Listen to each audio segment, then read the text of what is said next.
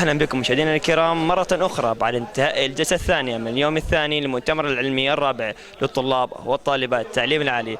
معنا أحد الملقين الرائعين المتميزين جدا، عبد الإله برناوي. كيف حالك عبد الإله؟ الحمد لله طيب، حياك الله يا أستاذ، أهلا وسهلا. تشرف بك عبد الإله في قناتنا. في البداية نود أن تطلعنا عن انطباعك بعد انتهاء مشاركتك في هذه الجلسة.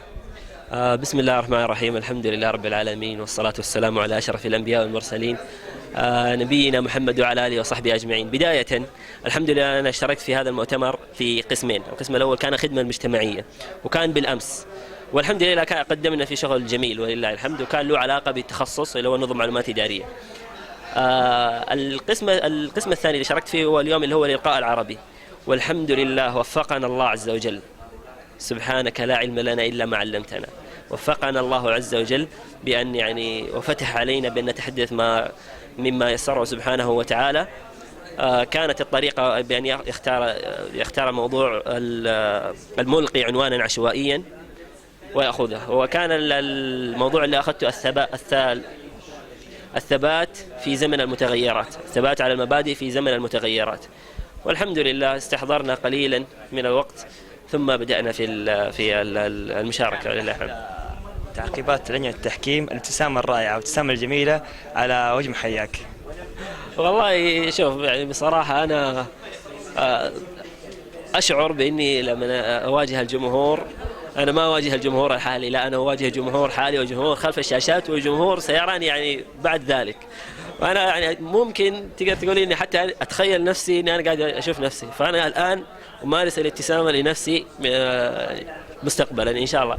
نسأل الله تعالى أن يمد عمرنا في طاعته. ما هو هدفك من هذه المشاركات؟ هدفي من هذه المشاركات، هذا سؤال كبير هذا، والله هذا سؤال كبير. أنا لدي هدف أتوجه إليه، وجميع الأشياء اللي أعملها في حياتي تقودني لهذا الهدف. الهدف حقي العام العام هو بإذن الله حمل راية الأمة الإسلامية والنهضة بهذه الأمة وبهذا الدين، وحمل هم الأمة الإسلامية فعلا. وأفترض أن المشاركة في مثل هذه المؤتمرات أنها تعين الإنسان وتصقل شخصيته وتجعله يتعلم ويحتك بالآخرين حتى يتعلم الأمور التي ستواجهه. أنا الآن جيت هنا وكنا ما شاء الله تعرفنا على ناس من أنحاء المملكة العربية السعودية، وقبل فترة الحمد لله كنا في الأسبوع الثقافي لدول الخليج وتعرفنا على إخوة من عمان ومن الإمارات ومن قطر. فتعرفنا الحمد لله على عدد من الناس، وبإذن الله مثل هذه الأمور تسقل الإنسان في شخصيته وتسقل في مهاراته وتجعل له علاقات مع الآخرين، ولعلها تكون إحدى السبل التي يهتدي بها الإنسان بإذن الله عز وجل إلى الطريقة المثلى التي يستطيع أن يخدم فيها دين الله عز وجل. لو تسمح لي إني كونك تكلمت عن هذا، إني أوجه رسالة لجميع الشباب الأمة الإسلامية، هي همسة: كن ذا هدف، كن ذا هدف، واجعل هدفك يخدم دينك ويعلي منزلتك عند ربك سبحانه وتعالى. كل التوفيق عبد الإله، وإن شاء الله تحظى إن شاء الله بالنجاح إن شاء الله دائما يا رب.